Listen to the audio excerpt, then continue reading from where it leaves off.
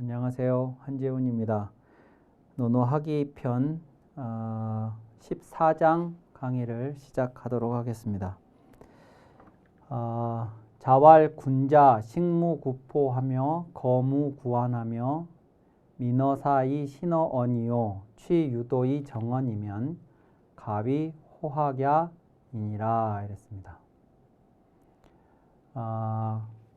선생님께서 말씀하셨다. 군자가 이렇게 하면 호학, 배움을 좋아한다고 말할 수 있을 것이다. 이렇게 되어 있습니다. 호학, 배움을 좋아하다. 공자가 십실, 이제 나중에 나오는 얘기입니다만 10가구 정도의 사람들이 사는 그런 어떤 고을이 있다. 그러면 그 고을에 이제 소수의 사람들이 살겠는데요. 그 사람들이 사는 작은 마을에도 지난번에 이제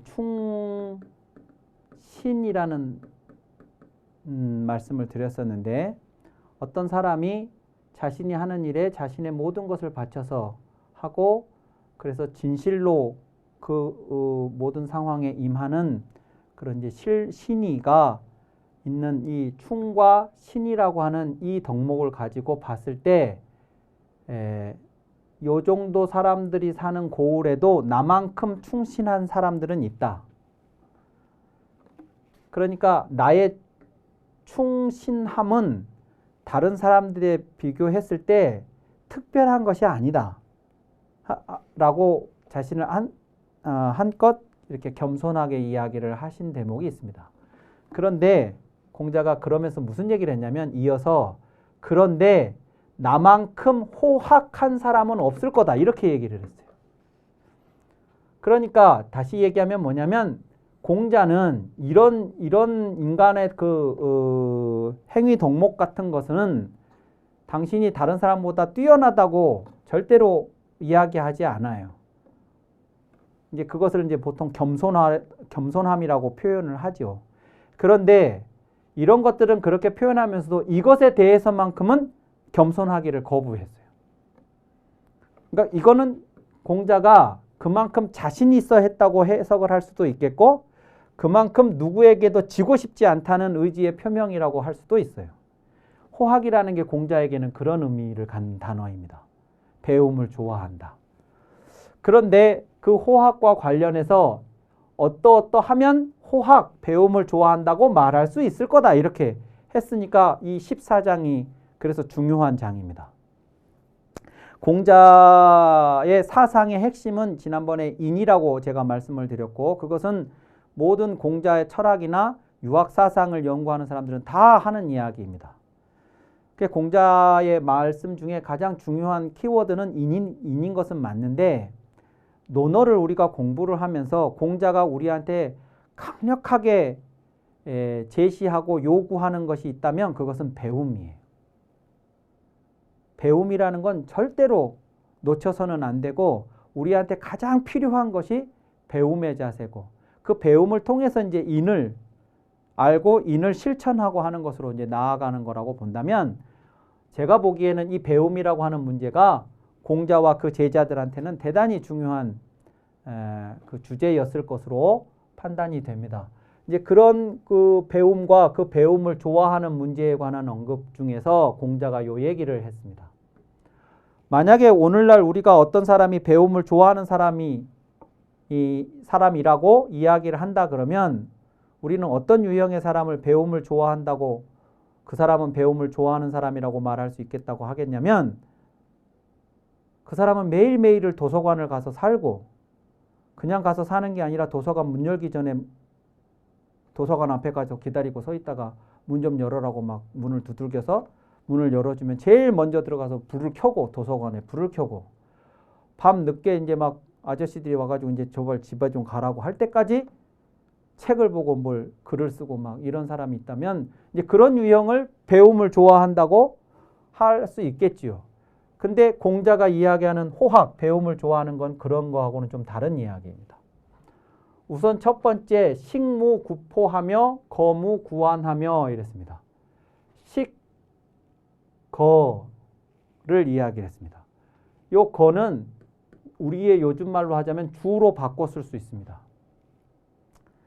그러니까 우리가 인간의 기본적인 삶을 의, 식, 주, 입고, 먹고, 이제 살고 하는 이 문제로 인간의 삶을 이야기를 하는데 여기에 식의 문제와 주거의 문제가 나와 있어요. 그런데 이 식에 대해서는 뭐라고 했냐면 군자가 먹는데 배부르기를 구하지 않으며 배부르기를 구하지 아니하며 사는데 편안하기를 구하지 않으며 편안하기를 구하지 않는다 그랬습니다. 그러니까 배부름, 식에 있어서 배부름의 문제, 주거에 있어서 편안함의 문제 이걸 구하지 않는다는 겁니다. 근데 우리가 논어를 읽으면서 조심해야 되는 게 뭐냐? 그러면 이런 표현이 등장하면 그러면 먹는데 배부름을 구하지 않는다. 그러면 그럼 배고프게 살아야 된다는 얘기냐? 이렇게 가요. 너무 극단적이에요. 그런 말은. 배부름을 구하지 않는다는 말이 배고프게 살아라는 말이 아니거든요. 또 이 얘기가 배부름을 포기하라는 말도 아니에요. 이제 중요한 건 뭐냐면 요 배부름이라고 하는 요 표현, 요게 어떻게 충족될 거냐 하는 문제거든요. 이 편안함도 마찬가지예요. 살아가는데 우리가 주거하는데 이 편안함이라고 하는 것이 어떻게 충족될 거냐 하는 문제인데 이 배부름은요 절대로 충족되지 않는 욕구예요. 이 식이라는 게 한 끼 밥 먹는 걸 말하는 게 아닙니다.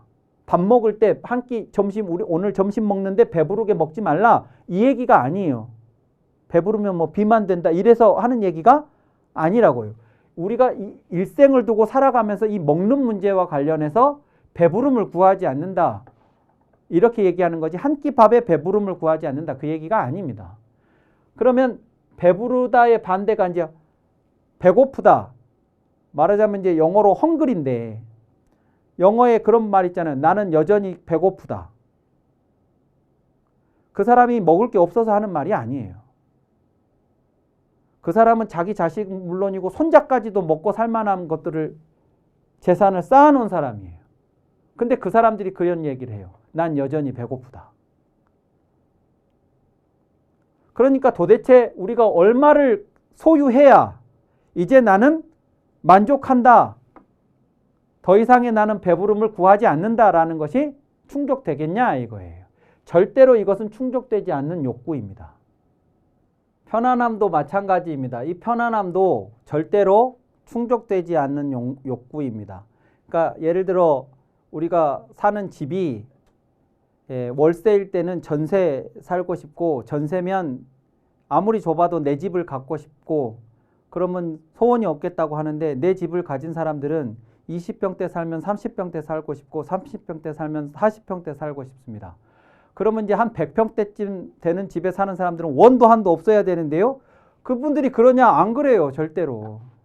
그러니까 도대체 우리가 편안하려면 몇 평대 집에 살아야 편안하겠냐 하는 거예요. 계속 우리는 그 다음 것을 구합니다. 그러니까 그 얘기는 무슨 얘기냐? 그러면 배부름을 구하고 편안함을 이 식과 주거의 문제에서 배부름을 구하고 편안함을 구하는 삶을 살게 되면 내 일생을 이거 구하다가 끝나요. 절대로 저거 충족 못 시키고 그냥 그렇게 나는 죽을 거예요. 이게 충족이 안 되는데 다른 데 관심을 가질 시간이 없겠지요, 나는. 그러니까 이 충족되지 않는 욕구에 내 삶을 쓰지 않는다. 그 얘기예요. 저 얘기가.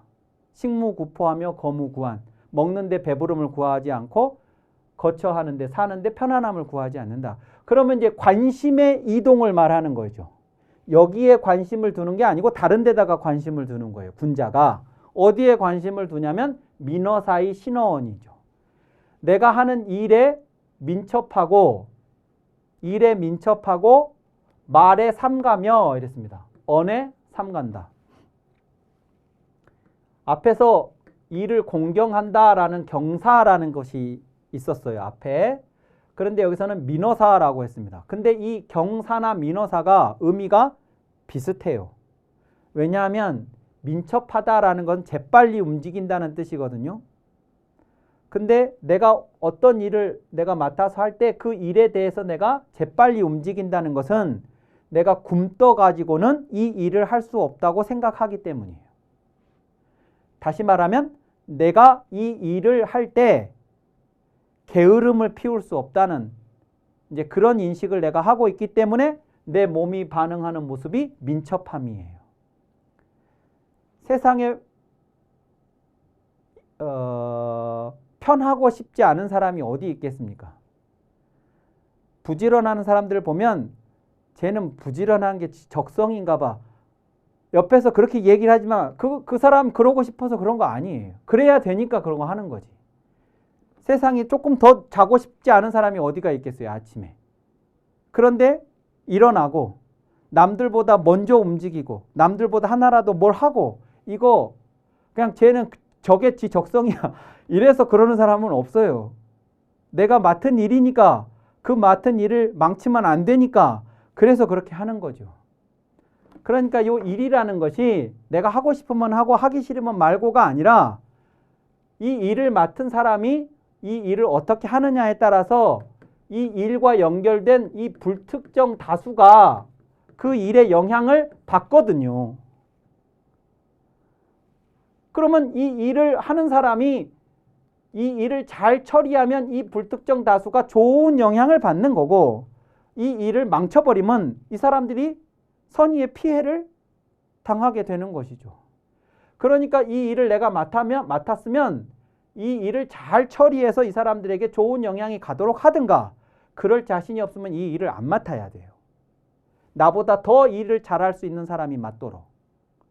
그런데 내가 그래서 안 맡고 싶었는데 그래서 이제 동양에서는 어떤 일을 맡겼을 때 사양하는 이유가 그래서 그런 겁니다. 이 일의 의미와 무게를 알고 있기 때문에 나보다 더 잘할 수 있는 사람이 있으면 그분에게 맡기십시오. 이게 내가 사양하는 이유예요. 그냥 사양하는 척하는 게 아니고. 그러니까 이제 사람들이 봤을 때 당신이 이 일의 최적임자입니다. 그러니까 더 이상 사양하지 말고 맡아주세요. 라고 하는데 나는 혹시라도 내가 맡아서 더 잘할 수 있는 사람이 맡을 수 있는 기회를 내가 박탈하거나 아니면 내가 이 일을 망쳤을 때 이 사람들한테 해가 돌아갈 수 있다는 걸 걱정하기 때문에 안 맡으려고 하는 건데 내가 맡게 됐어요. 사람들이 하도 나보고 맡으라고 당신이 최적임자라고 해서 맡았어요. 맡았으면 이제 나는 어디에서 출발하는 거냐면 나는 이 일의 최적임자가 아니라는 자기 인식에서 이 일에 출발을 하는 거예요. 그러니까 나는 이 일을 이제 안 맡으려고 그랬는데 맡았다 그러면 이 일을 그렇다고 망칠 수는 없는 거니까 부족한 사람이 맡았으니까 민첩해야죠. 한 번이라도 더 움직여야 되고요. 한 번이라도 더 생각해야 되고요. 한 번이라도 더 노력을 해야 하는 거죠. 고민도 하고. 그게 일에 민첩하는 겁니다. 이게 이 일을 공경하는 거하고 같은 의미예요. 두려움이죠. 두려움. 긴장감. 그렇게 하고 내가 하는 말에 신중을 기하는 겁니다. 삼가하는 거죠. 이 말이라는 게 이제 언행의 문제에 있어서 행동이 항상 언을 따라가지 못하는 문제점이 있어서 공자가 이 말을 대단히 신중하게 접근하라고 하는 취지의 이야기를 하기도 했고 또 하나 이 말 자체만 보더라도 이 말이라는 것이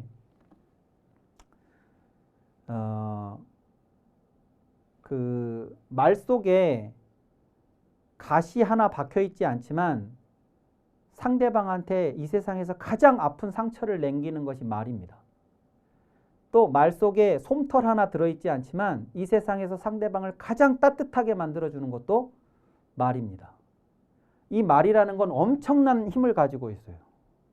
그러니까 그 말을 함부로 내뱉으면 안 돼요. 그래서 말 한마디 한마디를 신중하라. 내가 하는 일 하나하나에 민첩하고 내가 하는 말 한마디 한마디에 신중하라 이거예요. 그러니까 이런 삶을 살겠다고 하는 사람은 이런 데다가 내 삶의 시간과 신경을 쓸 수가 없고 이런 데 신경을 쓰는 사람은 이런 거 신경 안 써요. 내게 이익이 되면 열심히 하지만 내가 더 배부르고 더 편안할 수 있다면 열심히 하지만 그게 아니라 그러면 그냥 신경도 안 쓸 것이고요. 내가 더 배부르고 더 편안할 수 있는 사람에게 하는 말이라면 정말 신중하게 말을 하겠지만 그렇지 않은 사람한테는 엄청난 상처를 남기는 말들도 서슴없이 할 수도 있는 거죠. 그래서 내 자신의 배부름과 편안함보다 내가 하는 일과 내가 하는 말 이것이 이제 나 혼자의 말이 아니라 사람들과 연결된 일과 연결된 말들인 거죠. 그것에 신경을 쓰겠다는 겁니다. 그래서 이렇게 살면 이 표현만으로도 이 사람이 어떤 삶을 살겠는가 하는 것을 우리가 추측할 수 있는데 제법 괜찮은 사람이에요. 그런데 이 사람이 저런 삶을 살면서도 취유도의 정언이죠. 도가 있는데 나아가서 자기 자신을 바로잡는다면 이겠어요. 도가 있는데 나아가서 바로잡음을 받는다면 이 정자가 수정, 교정하는 것이죠. 그러니까 내가 내 자신한테 만족하거나 자만하는 것이 아니고 내 자신도 더 다듬어야 할 필요가 있다는 것을 인정하고 수정과 교정의 과정을 받겠다는 거예요. 근데 거기가 어디냐면 도가 있는 데, 유도한 데에 나아가서. 그러면 이 유도한 데가 뭐겠냐? 그러면 이 유도한 데가 사람이라면 그 사람이 스승이에요. 이것이 사물이라면 이건 책이에요. 공통점인 것은 배움이에요. 내가 내 자신의 이런 삶을 살고 있어서 대단히 바람직하지만 그렇다고 해서 내가 여기에서 만족하는 게 아니고 나를 좀 더 나은 사람으로 바로잡아 나가겠다. 이 배움의 과정을 통해서. 그게 스승이든 책이든. 이렇게 사는 사람이라면 배움을 좋아한다고 말할 수 있겠다는 거예요. 그러니까 책만 아침부터 밤까지 책만 본다가 배움을 좋아한다가 공자가 생각하는 배움을 좋아한다가 아니라는 얘기죠. 자, 15장은 지난번에 제가 자공이라는 인물을 좀 주목을 하실 필요가 있다고 말씀을 드렸는데요. 자공이 이렇게 얘기를 했습니다. 자공이왈 빈이 무첨하며 부이 무교호대 하여하니 있고 이렇게 얘기를 했습니다. 즉 질문을 한 거죠. 그러니까 이제 여기서도 생략된 것이 뭐냐면 어떤 사람이 빈이 무첨하며 부이 무교 호대 이렇게 하는데 하여하니 있고 어떻습니까? 이렇게 질문을 하는 겁니다. 이런 표현들이 생략되어 있지만 이제 그런 의미예요. 어떻게 표현했냐면 빈이 무첨 가난하지만 아첨하지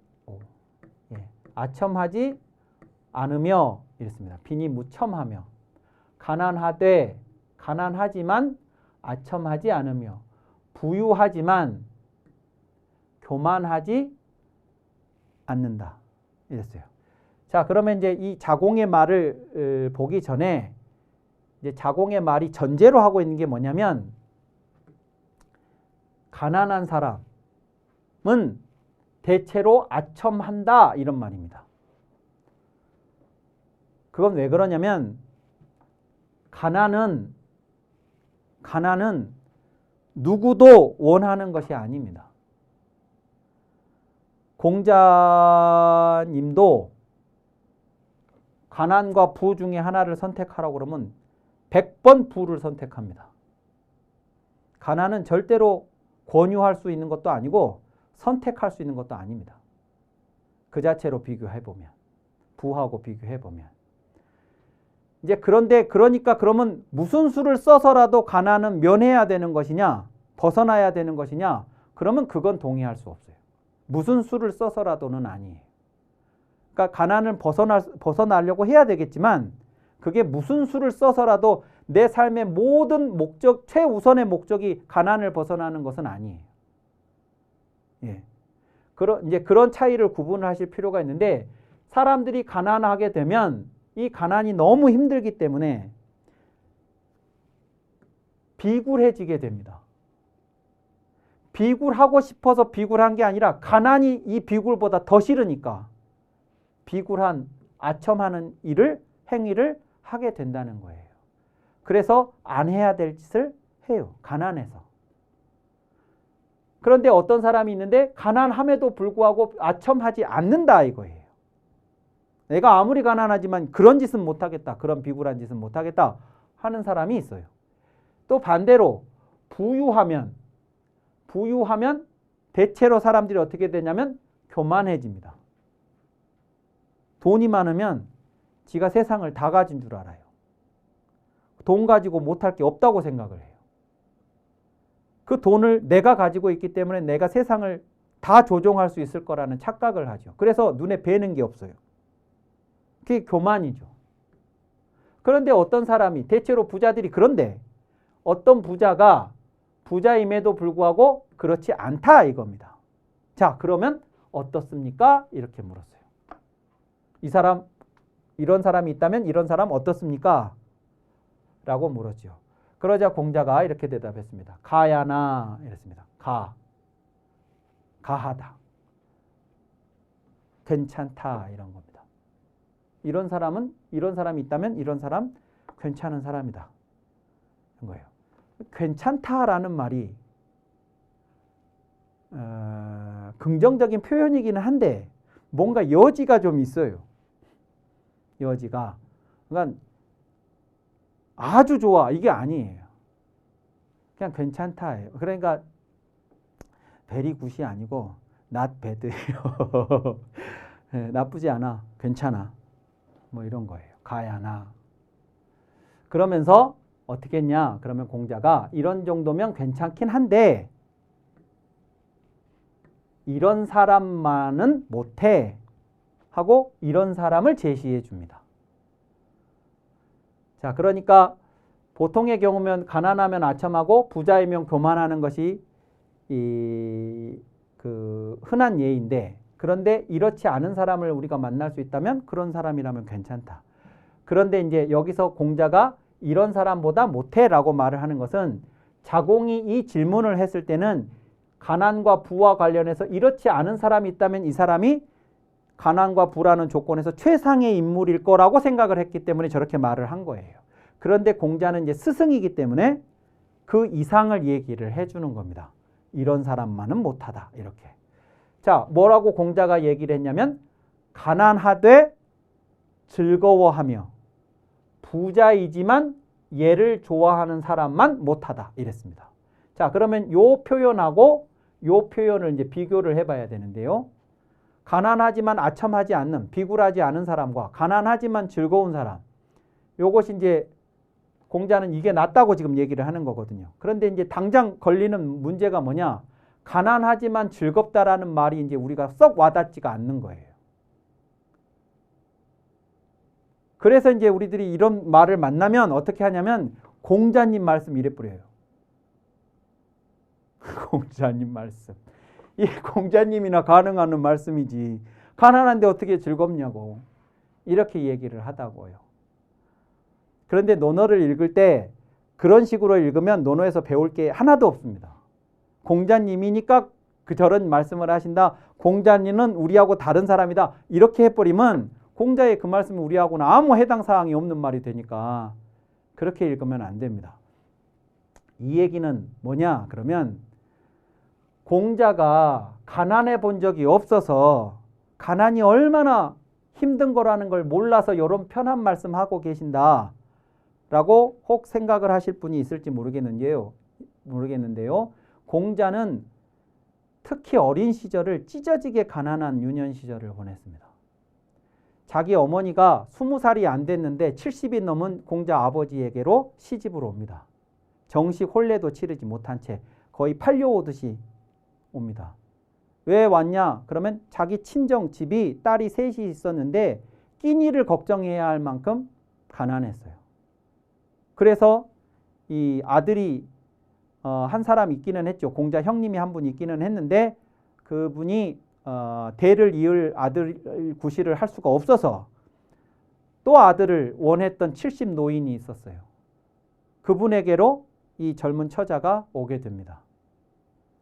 그래서 어떻게 해가지고 뭐 그때 이구산이라고 하는 그 지역의 산에 치성을 드리고 뭐 이렇게 기도를 하고 해서 아들을 얻었다고 해요. 그 아들이 공자예요. 그래서 그 이구산이라고 이렇게 쓰는데 이구산에 이 구자를 따서 공자 이름을 구 이렇게 쓴 거고 이분의 자가 중리인데 이 중리의 니자도 이구산의 이자를 따서 중리 이렇게 했습니다. 이게 이제 둘째 아들이라는 뜻이에요. 니. 자, 그런데 아들이 됐는데 이 공자가 10살이 못 돼서 아버지가 세상을 떠나요. 10살이 못 돼서. 아버지가 10살 되기 전까지는 얼마나 그 아들이 어렵게 얻은 이 아들이 70이 넘은 아버지가 얼마나 예뻤겠습니까? 그런데 공자가 10살이 못 돼서 아버지가 세상을 뜹니다. 그런데 공자가 30살이 넘도록 아버지 묘소를 몰랐다는 기록이 있어요. 그 얘기는 무슨 얘기냐? 그러면 공자가 아버지 사후에 그 공자 아버지에게는 첫째 부인, 둘째 부인이 있었어요. 그런데 셋째가 공자 어머니인데 순서로 따지면 이 두 부인이 살아 있었다고요.